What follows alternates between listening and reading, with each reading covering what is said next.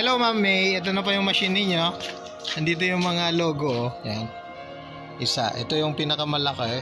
Tapos dalawa pang maliliit. Para mag-fit po dito. Ito yung pinakamaliit natin, 12 ounces. Ito yung 12 ounces na. SOP, bago mag-print, patakan ng reducer natin ang conditioner niya. SOP, Standard Operational Procedure. Ibig sabihin yung panlagay sa mga nakikitransaksyon. Iba po yun. Ito yung cup natin, 12 ounce na Y-cups. Ito ang pinakamaliit na Y-cup na alam ko. Ito, medyo mataas ano? Bababa natin dito ang hihipitan dito. May spring na humihila sa kanya. Ayun, bababa na siya.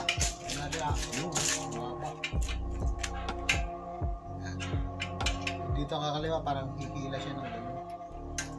Dapat malapit lang yun. Hindi kailangan masyadong mataas para pag nag-flooding, madali. Lagyan natin yung ink.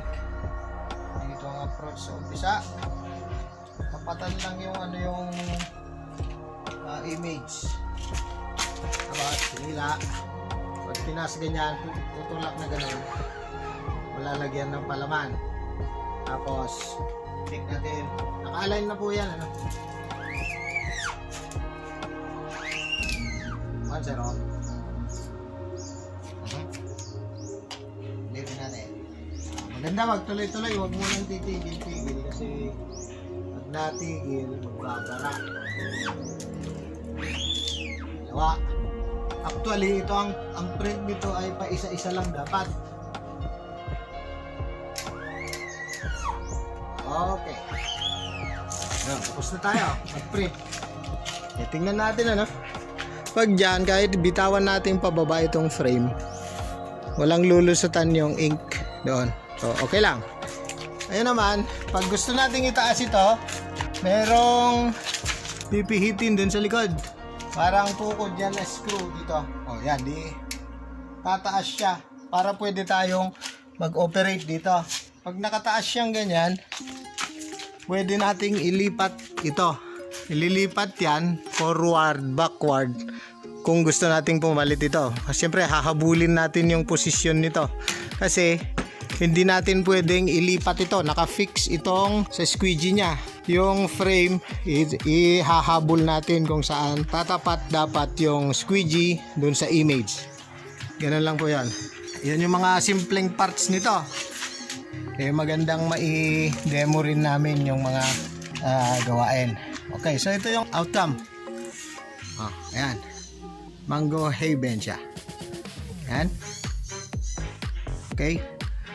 Hindi naman siya magpiprint ng back to back ito. Isa lang dapat. Pero ginawan namin ng maraming sizes kasi tatlong sizes yung mga cups nila na imprintan. Puro Y cups, yung 22, 16 at saka itong 12. Pag nagawa natin sa pinakamaliit na cup, mas madaling operating sa mas malalaki. Okay? Ayan. Ayan po siya. Yung mangga, tingnan nyo. Parang may tone siya. Kasi hindi siya solid. Yan, kita dyan. Okay.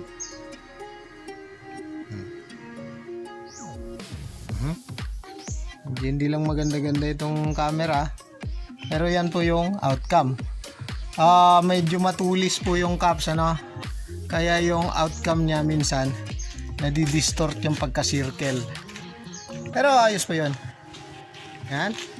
So natapos na natin ang demonstration para dito po Mango Haven na magtatatatak ng ano nila, green yata dapat yun, pero puro naman demonstration lang tayo. Blue yung nagamit natin. Okay, nililinis na po. Napaka-importante yung paglinis, ano? Yan, unahin, alisin ka agad yung mga makakapal na ink. Pwedeng cardboard na muna, maya punas-punas na ano. Salit-salit. Hindi pwedeng iisa yung pamunas. Pag naka-pick up ng maraming ink yung pamunas, palitan ng mas malinis. Ganun po yung sistema para mas malinis yung outcome. Marami po tayong video ulit-ulit na ganito, pero gusto rin namin kasing ano, bawat kumukuha sa amin, mai-video namin yung sarili nilang print. Parang makaka-relate sila pag nakita nyo na, aba, ganun, kailangan magawa ko yung ganun. Sasabihin nila ganyan. So ito po, i-empake na namin at ipapadala. Salamat po na marami sa mga tumatangkilik ng gawa namin. At pinagbubuti pa rin namin. Madagdag kami ng kung may mapansin kami